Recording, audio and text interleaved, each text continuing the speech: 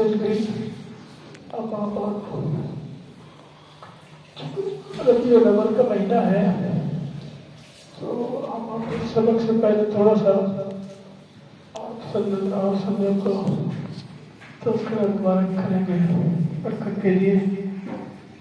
تو اس میں یہ گزارش ہے کہ اللہ تعالیٰ نے آپ صلی اللہ علیہ وسلم کا نام مقدس جو ہے محمد صلی اللہ علیہ وسلم یہ اپنی کتاب میں 4 دفعہ لیا ہے. 4 دفعہ.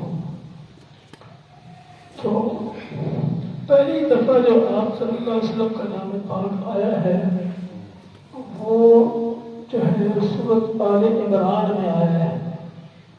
سورۃ آل عمران جو ہے وہ قرآن پاک کی تیسری سورت ہے اور ربیع الاول کا مہینہ جو ہے وہ تیسرا مہینہ ہوتا ہے اور اس کی آیت 144 نمبر ہے اور وہ ہے اعوذ باللہ من الشیطان الرجیم بسم اللہ الرحمن الرحیم وما محمد الا رسول قد خلت من قبله الرسل افإن مات أو قتل انقلبتم على أعقابكم فمن ينقلب على عقبه لن يضر الله شيئا وسيجزي الله الشاكرين. یہ آیت ہے. اب دیکھو قرآن پاک ایک ایسی اللہ کی کتاب ہے جو ان الذین کفروا بالذکر انہ لکتاب عزیز لا یأتیہ الباطل من بین یدیہ ولا من خلفہ تنزیل من حکیم حمید. یہ ایسی کتاب ہے کہ باطل کہیں سے اس کے اندر داخل نہیں ہو سکتا. کوئی شک کی بات اس میں نہیں ہوتی. بڑی پکی باتیں ہوتی ہیں. تو اس آیت میں جو اس آیت کے الفاظ ہیں اس کا ترجمہ یہ ہے کہ محمد صلی اللہ علیہ وسلم اللہ کے رسول ہیں اور ان سے پہلے بھی رسول ہو گزرے. تو اگر آپ صلی اللہ علیہ وسلم ڈوبلا قتل ہو جاتے ہیں یا آپ کا وصال ہو جاتا ہے تو کیا تم الٹے پاؤں پھر جاؤ گے؟ تو جو الٹے پاؤں پھرے گا تو اللہ کا تو کوئی نقصان نہیں کرے گا بلکہ اپنا نقصان کرے گا اور شکر کرنے والوں کو اللہ تعالیٰ بہت بڑا اجر عطا فرمائے گا. تو اس آیت کے الفاظ میں اللہ تعالیٰ نے آپ کی وصال کی خبر دی ہے اور اس آیت کا نمبر 144 جو ہے 4 کو 4 میں جمع کریں اور 1 جمع کریں تو 9 بنتا کہ نہیں بنتا اور اوپر اس کا نمبر 3 ہے. تو اس کا مطلب یہ ہے کہ آپ صلی اللہ علیہ وسلم کی پیدائش کا دن جو ہے 9 ربیع الاول ہے. اور پھر اس آیت کی بناوٹ بڑی عجیب اللہ نے کی ہے. اس میں 2 وقف مطلق ہیں. 2 وقف مطلق کا مطلب چھوٹی سی 2 لکھی ہوتی ہے قرآن پاک رموز و اوقاف میں سے ہوتی ہے. پہلے وقف مطلق سے تک اگر الفاظ گنے تو 9 ملیں گے شک کے لینا. دوسرے وقف مطلق سے دوسرے وقف مطلق تک الفاظ گنے اور آقاب کم کو 2 کر لیں تو وہ بھی 9 ہو جاتے ہیں. پھر آگے ہے وَسَيَجْزِي اللَّهُ الشَّاكِرِينَ وَسِين یا جیم زائے. اس کے بعد اللہ میں 4 سے 10 تو یہ 18 بنتے کو لکھو اور 18 کا مجموعہ جو ہے 8 اور 1 9 بنتا ہے. تو اللہ تعالیٰ نے اتنی تاکید کے ساتھ آپ صلی اللہ علیہ وسلم کی تاریخ پیدائش کو قرآن پاک کی آیت کے اندر منضبط کیا ہے. اور جو محققین علماء ہیں ایک تو ہے نا ایسے ویسے علماء ان کی بات ان کے نزدیک بھی آپ صلی اللہ علیہ وسلم کی تاریخ پیدائش جو ہے وہ 9 ربیع الاول ہے. اس لیے جو لوگ 12 ربیع الاول کو کچھ خوشیاں مناتے ہیں تو وہ ایسا لگتا ہے کہ جیسے آپ صلی اللہ علیہ وسلم کے وصال کی خوشیاں مناتے ہیں جو کہ نہیں منانی چاہیے. تو ایک بات تو یہ تھی کہ اس آیت میں اللہ تعالیٰ نے آپ صلی اللہ علیہ وسلم کی پیدائش کی تاریخ کو بتایا اور یہ بتایا کہ ایک دن آپ کا وصال ہو جائے گا دنیا سے. دوسری دفعہ اللہ تعالیٰ نے جو آپ صلی اللہ علیہ وسلم کا نام پاک لیا ہے محمد صلی اللہ علیہ وسلم کے نام سے سورۃ احزاب میں لیا ہے. سورۃ احزاب کا نمبر ہے 33 اور اس کی آیت نمبر ہے 40. ما کان محمد ابا احد من رجالکم ولکن رسول اللہ وخاتم النبیین وکان اللہ بکل شیء علیما. اس میں بھی ایک وقف مطلق آتا ہے خاتم النبیین کے اوپر. اس میں اگر آپ رجالکم کو 2 حرف گن لیں اور واو عطف کے سے آتا ہے وہ بھی گن لیں تو اس میں جو ہے 14 الفاظ اور حروف بن جاتے ہیں. اور 14 کو جمع کریں تو 4 اور 1 5 ہو جاتا ہے. تو آپ کی جو نرینہ اولاد کی خبر اللہ نے اس آیت میں دی ہے. آیت کا معنی یہ ہے کہ نہیں ہے محمد صلی اللہ علیہ وسلم باپ تم میں سے کسی آدمی کے اللہ کے رسول اللہ ہے بلکہ آپ تو اللہ کے رسول ہیں اور خاتم النبیین اور کان اللہ بکل شیء علیما. اور اللہ تعالیٰ ہر چیز کو جاننے والا ہے. اور 5 کا عدد ہے. آپ فضائل اعمال پڑھتے ہیں تو اس میں بے شک پڑھ لینا اگر پہلے نہیں پڑھا تو. شیخ رحمۃ اللہ علیہ نے فرمایا ہے کہ محدثین اور مورخین میں یہ اس بات میں اتفاق نہیں ہو سکا کہ آپ کی نرینہ اولاد 3 ہے یا 5 ہے. لیکن قرآن نے فیصلہ کر دیا ہے. قرآن نے فیصلہ کر دیا ہے. قرآن تو قرآن ہے نا.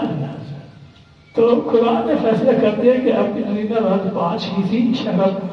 اچھا اس میں پہلے وقت مطلب تک الفاظ بھی 14 ہیں اور محمد ابا احد من رجالکم یہ بھی 5 الفاظ ہیں. تو یہ بھی اس کی اور اس وقت مطلب کے بعد بھی 5 الفاظ ہیں. کان اللہ بکل شیء کان اللہ بکل شیء علیما 5. تو اللہ تعالیٰ نے ایسی تاکید سے اور اللہ کی شان قرآن سے میں قربان جاؤں پھر یہ ایک بات کسی نے غور ہی نہیں کیا تیرے پر. اس آیت کا نمبر 40 ہے. وہ بتا رہا ہے کہ آپ کی 4 بیٹیاں تھیں. آپ کی 4 بیٹیاں تھیں کہ نہیں تھیں. آپ کی 4 بیٹیوں کی تعداد بتا رہا ہے.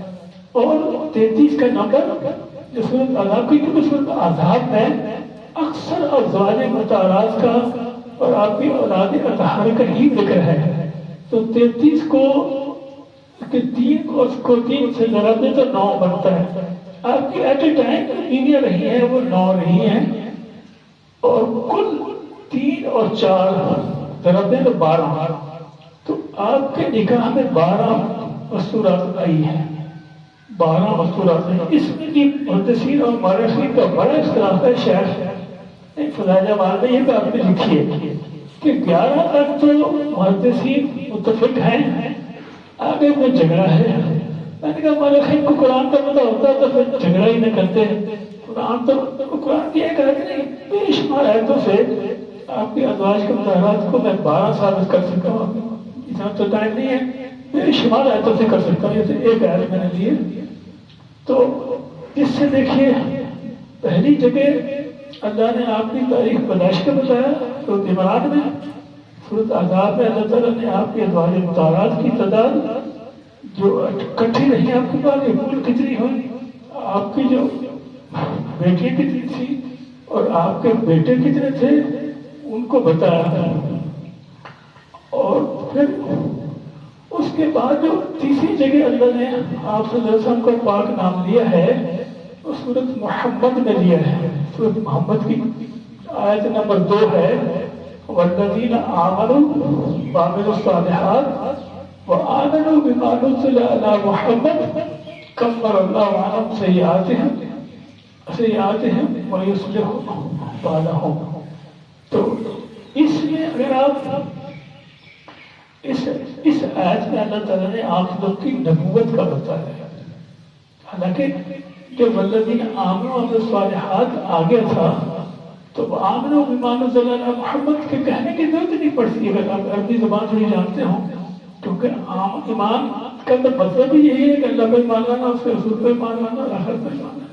لیکن پھر تاکید کے ساتھ آپ کی نبوت کو فرمایا والذین آمنوا بما نزل علی محمد کفر اللہ عنہم سیئاتہم ویصلح بالہم. اس کا معنی یہ ہے کہ وہ لوگ جو ایمان لے آئے اور انہوں نے اچھے عمل کیے اور اس چیز پر ایمان لے آئے جو محمد صلی اللہ علیہ وسلم پر نازل ہوئی ہے، کفر اللہ عنہم سیئاتہم، اللہ ان کے تمام چھوٹے گناہوں کو معاف فرما دے گا اور ان کو ان کے احوال کو بہت درست کر دے گا، یعنی ان کو جنت میں داخل کرائے گا. اس آیت کے سارے الفاظ اور حروف گنے تو 20 بنتے ہیں. 20 کا عدد مجموع بھی 2 ہوتا ہے، آیت کا نمبر بھی 2 ہے. یہ آیت نمبر 2 پڑھی ہے سورۃ محمد کی، اور آیت سورۃ کا نمبر بھی 47 ہے. 47 کو جمع کر تو 11 ہیں، 11 کے ایک کو جمع کر تو بھی 2 ہے. دیکھیں یہ قرآن پاک کے آپ کو کمالات بتا رہا ہوں کہ کیا کمالات ہیں اس قرآن پاک کے. اور پھر اس میں ایک اور عجیب بات ہے، آپ صلی اللہ علیہ وسلم کے نام پاک میں 3 حروف استعمال ہوئے ہیں. کیا بھائی پتا محمد 3 ہوئے نا، محمد ہا اور دا. میم حروف دہجی میں 24 پر ہوتا ہے، ہا جو ہے 6 پر ہوتا ہے 30 ہو گئے، اور دال 8 پر ہوتا ہے 38 ہوتا ہے. اس سورت کی کل آیتیں بھی 38 ہیں. شاید قرآن پاک اٹھا کے دیکھ لیں. نام بھی سورت محمد ہے اور آپ کے جو حروف ہیں ان کی جو سیریل نمبر ہیں ان کو جمع کرو تو اس کی آیتیں نکل آتی ہیں. یہ قرآن پاک کے اعجاز ہیں جو کسی نے نہیں دیکھے، کوشش نہیں کی. لیکن قرآن تو ہسٹری کی کتاب بھی ہے. اب لوگ آپ کی تاریخ پیدائش کے بارے میں نا بہت بڑا جھگڑا ہے دنیا میں. لیکن اگر قرآن کو دیکھیں، تاریخی کتابیں دیکھتے ہیں، کوئی کچھ کہتا ہے، کوئی کچھ کہتا ہے، لیکن اللہ کی کتاب سے معتبر کتاب کون سی ہو سکتی ہے؟ چوتھی جگہ جو آپ صلی اللہ علیہ وسلم کا نام اللہ پاک نے لیا ہے تو سورہ فتح میں لیا ہے. سورہ فتح میں لیا ہے اور سورہ فتح کی کل 29 آیتیں ہیں اور 29 کی آیت شروع یہاں ہوتی ہے محمد الرسول اللہ.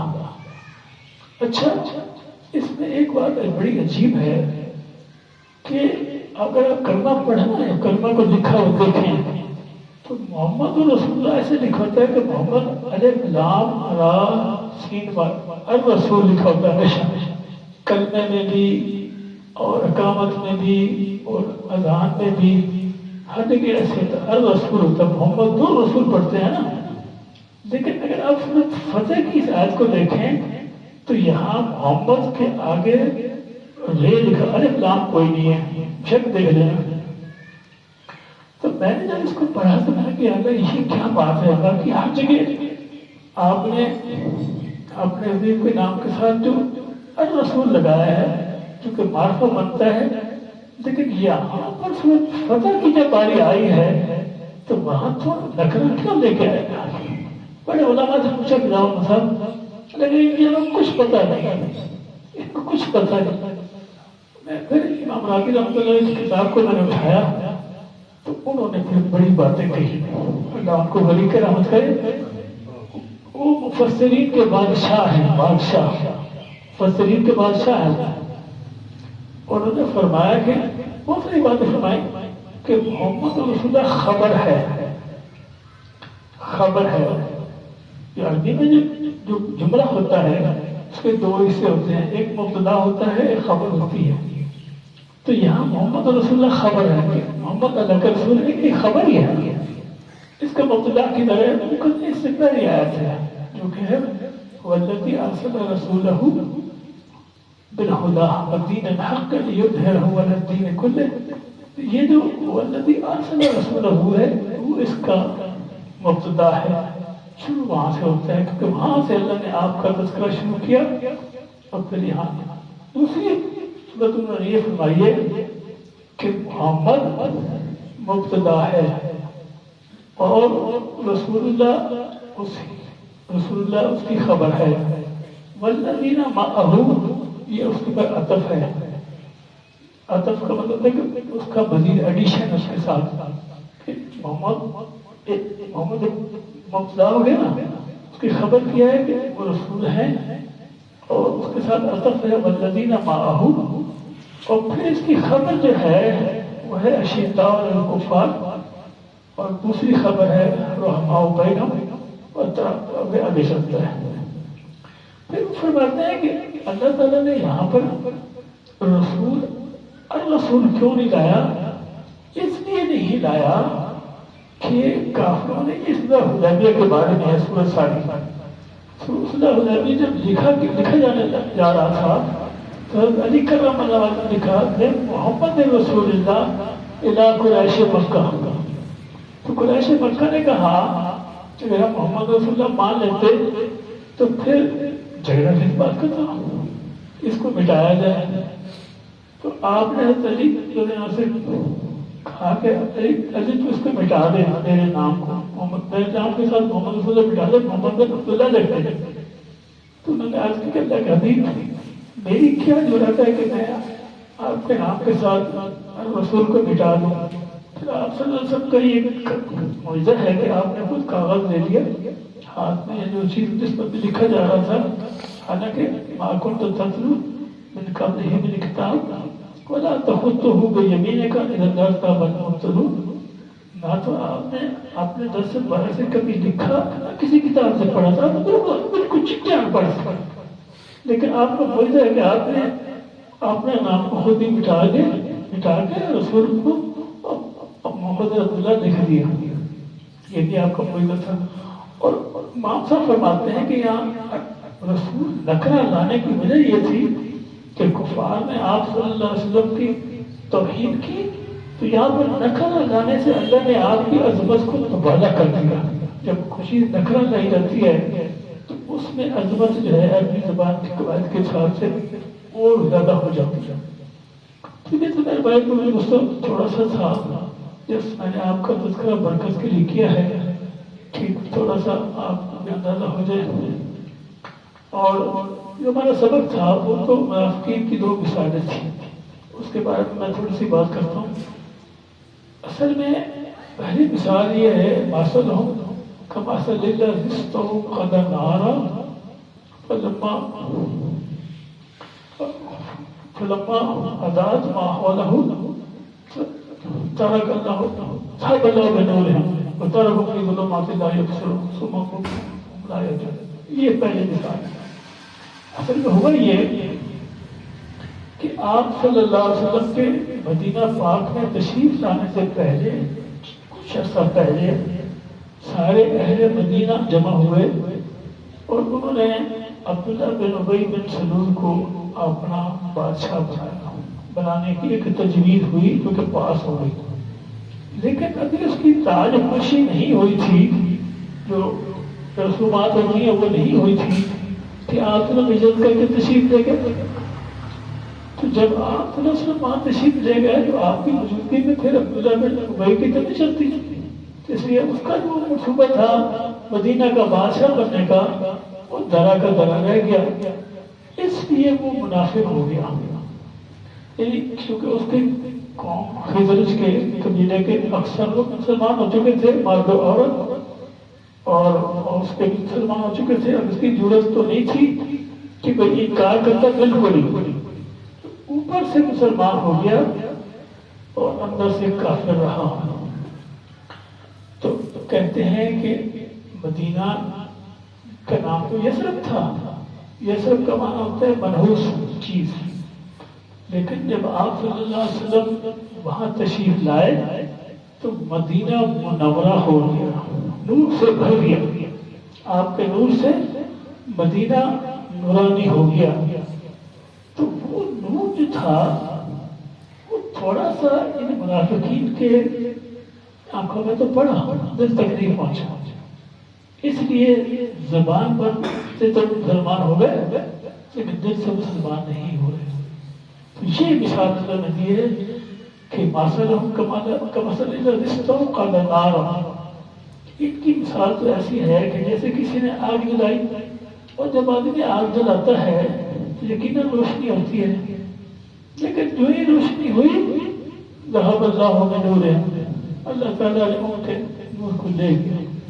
انہوں نے بس صرف اتنا سا فائدہ اٹھایا کہ زبان سے کلمے کو پڑھا، دل سے نہیں پڑھا، اس کی وجہ سے مسلمانوں کے ہاتھوں سے قتل ہونے سے بچ گئے اور مال غنیمت کا حصہ ان کو ملتا تھا۔ منافقین کو بھی کیونکہ مسلمان چھپا بس، اور انہوں نے کوئی فائدہ نہیں اٹھایا، اور ان کے دل کے اندر نور کبھی نہیں آیا۔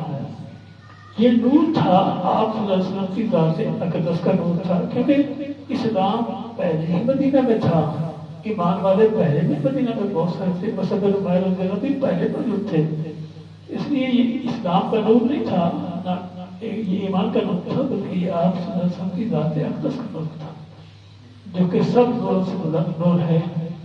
تو پھر دوسری اور کسی کی بھی السماء فی ظلمات ورعد وبرق یجعلون اصابعهم فی آذانهم من السماء بحذر الموت واللہ محیط بالکافرین۔ دوسری مثال اللہ نے یہ ان کی دی کہ ایک آدمی ہو تو کہیں جنگل بیابان میں ہو اور رات اس کو وہاں پڑ جائے، اور رات اس طرح سے پڑ جائے کہ اس میں زوردار بارش ہو، اب بادل کا اندھیرا، پھر بارش کے قطروں کا اندھیرا، پھر رات کا اندھیرا، ٹھیک ہے، کبھی بجلی چمکتی ہے تو پھر تھوڑا سا روشنی ہوتی ہے، تو آزاد ماحول جب تھوڑی روشنی ہوتی ہے تو چل پڑتے ہیں، مقام پھر جب اندھیرا ہو جاتا ہے بجلی چمکی کے بس ختم ہو گئی، پھر یہ نظر سے چلتے ہیں۔ یعنی کوئی بات جب قرآن کی آتی ہے کہ آپ سے اس کی زبان اقدس سے کوئی بات کبھی تھوڑا سا ان کی یعنی جب تک تو نہیں بات ہوتی، تھوڑی عقد تک بات پہنچتی ہے کہ بات ٹھیک ہے، لیکن فوراً یہ ختم ہو جاتی ہے۔ اور رات جو ہے یہ حدیث میں یہ آتا ہے کہ اس فرشتے کا نام ہے جو کہ بادلوں کو ہانکتا ہے، حدیث میں یہ آتا ہے، شریف کی حدیث بھی ہے اور کتابوں کی حدیث۔ اور یہ جو کڑک ہے بجلی کی، اس کے بارے میں حدیث میں یہ آتا ہے کہ اس رات جو فرشتہ ہے اس کے ہاتھ میں ایک آگ کا کوڑا ہوتا ہے، اس آگ کے کوڑے سے ان بادلوں کو مارتا ہے نا تو اس سے کڑک پیدا ہوتی ہے۔ یہ تو حدیث کی روح سے ہے، لیکن میں تھوڑا سائنسدان بھی ہوں، میں آپ کو سیاسی طور پر تھوڑا سا بتا دوں۔ ہمارے جو سائنسدان ہے نا، میں الیکٹریکل انجینئر ہوں، تو وہ یہ کہتے ہیں کہ جب بادل آتے ہیں نا تو ہوا بڑی تیز رفتار سے چلتی ہے، تو due to interaction of the air and water, پانی اور ہوا کا آپس میں وہ تیز رفتار ہوا ہوتی ہے، اس کا آپس میں ایکشن ہوتا ہے، جس سے پانی ڈس انٹیگریٹ ہو جاتا ہے۔ پانی بنا ہوتا ہے ہائیڈروجن کا اور آکسیجن کا، H2O، دو قطرے اس میں ہائیڈروجن کے ہوتے ہیں، ایک آکسیجن کا ہوتا ہے، پانی، اس کو پانی کہتے ہیں کیمیکلی۔ تو یہ اس کی آکسیجن اور اس کی ہائیڈروجن زیادہ ہو جاتی ہے، اور جب کسی بھی چیز کی یہ چیزیں زیادہ ہو جائیں تو یہ چارج پارٹیکل بن جاتے ہیں۔ کچھ چارج پارٹیکل کے اوپر پازیٹیو چارج آ جاتا ہے، کچھ نیگیٹو، اس میں کچھ پروٹون ہوتے ہیں ایٹم کے اندر، کچھ الیکٹران ہوتے ہیں، الیکٹران جو ہوتے ہیں ان پر نیگیٹو چارج ہوتا ہے اور پروٹون کے اوپر پازیٹیو چارج ہوتا ہے۔ تو یہ جو بادل جو ہے وہ نیگیٹو چارج ہو جاتے ہیں اس وجہ سے، اور بعض بادل جو ہے پازیٹیو چارج ہو جاتا ہے۔ ایک پھر یہ بادل نیگیٹو چارج مطلب چل رہا ہے ادھر سے پازیٹیو، یہ جب قریب آتے ہیں خاص ڈسٹینس پر تو پازیٹیو چارج نیگیٹو چارج کی وجہ سے دھماکہ ہوتا ہے، جیسے آپ بجلی میں دیکھیں نا، لیکن دونوں طرف کے ملا دھماکہ ہوتا ہے کہ اس کو کہتے ہیں کلاؤڈ ٹو کلاؤڈ ڈسچارج۔ یہ اس گڑگڑ کی آواز ہوتی ہے، یہ اس کو کہتے ہیں کلاؤڈ ٹو کلاؤڈ ڈسچارج ہوتا ہے۔ اور بعض کا یہ ایسا ہوتا ہے کہ ایک عجیب لکشن آتی ہے کہ ایک بادل جو زمین کے بالکل قریب ہوتا ہے اس کے نچلے حصے کے اوپر پازیٹیو چارج جمع ہونا شروع ہو جاتا ہے، اور وہ پھر بڑھتا رہتا ہے یہ چارج جب پڑتا ہے تو اس کے جو نیچے کی ہوا ہوتی ہے نا اس کی انسولیشن ختم ہو جاتی ہے کہ وہ بجلی کو پھر روک نہیں سکتی، تو وہ چارج جو ہے نیچے کو آتا ہے. لیکن اللہ تعالیٰ نے زمین کے اندر ایک خاصیت رکھی ہے، شاید اگلے بیان میں اس کو ذرا زیادہ بیان کروں گا. ایک زمین کے اندر ایک ایسی خاصیت رکھی ہے، اس ڈسٹینس کو ہم کیلکولیٹ بھی کر سکتے ہیں، الیکٹریکل انجینئرنگ میں اس کو ہم کیلکولیٹ کرتے ہیں. جب ایک خاص ڈسٹینس وہ چارج آتا ہے نا تو زمین سے ایک نیگیٹو چارج چلتا ہے، زمین خود کریٹ کرتی ہے، تو وہ چارج اسی چینل میں جاتا ہے جس میں وہ اوپر والا آ رہا تھا. ایک دھماکہ ہوتا ہے تو سارا چارج ختم ہو جاتا ہے. اگر وہ چارج نیچے زمین پر آ جائے تو نیچے کوئی بہت بڑا نقصان ہو جائے. لیکن ہماری ماں زمین جو ہے وہ ہمارا غصے ہوتے ہیں، وہ ہمارے حفاظت کا سامان کر رہی ہوتی ہے. تو اس کو کہتے ہیں کلاؤڈ ٹو ارتھ ڈسچارج. تو بھائی یہ تو ایک سائنٹیفکلی ایک سائنسدان پر جھوٹ بولتے تو حقیقت تو وہ ہے جو اللہ کے رسول نے بیان فرمایا اور جو حدیث میں آیا تو حقیقت بھی ہے. تو میں نے ایک دن سوچا آپ صلی اللہ علیہ وسلم کا ایک فرمان ہے عالم الاشیاء کما ہی، مجھے چیزوں کی حقیقت دکھائی گئی، چیزوں کی حقیقت دکھائی گئی. میرا خیال ہے، پکی بات نہیں کر رہا ہوں، بس میرا گمان. تو میں نے کہا یا اللہ یہ چیزوں کی حقیقت کیا چیز ہے، کیا ہے چیزیں کیا ہے. آگ ہے، اب ہم آگ کے بارے میں تو یہ سمجھتے ہیں جب آگ جلتی ہے ہیٹ ہوتی ہے، گرمی ہوتی ہے، روشنی ہوتی ہے.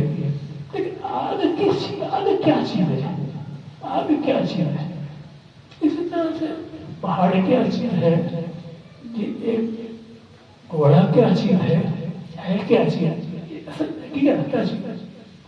تو آپ یقین جانیں کہ جیسے لوگوں نے پوچھا تھا نا قرآن پاک میں آتا ہے جیسا لوگوں نے کہا انیر روح، میرے حبیب تو اس سے یہ روح کے بارے میں سوال کرتے ہیں.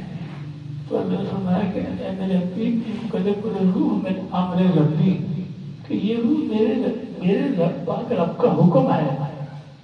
تو جب میں اس کا عدد نکالتا نا، یہ عدد نکالنے کا میں ایک بڑا زبردست علم ہے. مثلا گھوڑے کو فرس کہتے ہیں، فرس عربی زبان میں فا جو ہوتا ہے یہ 20 نمبر پہ ہوتا ہے.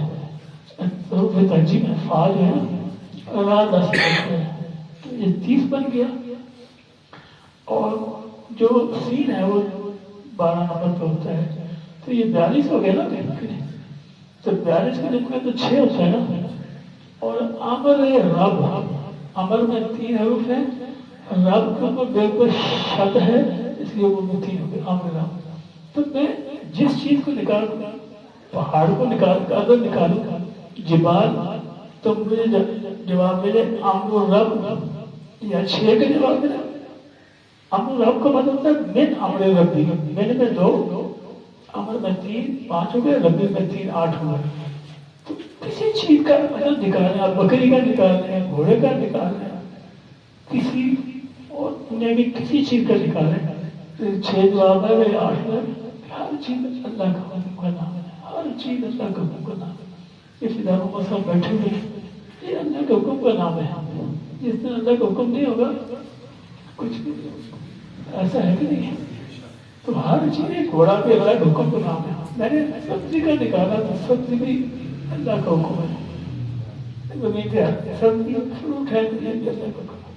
اللہ تعالیٰ ہم سب کو من کی توفیق عطا فرمائے. انشاءاللہ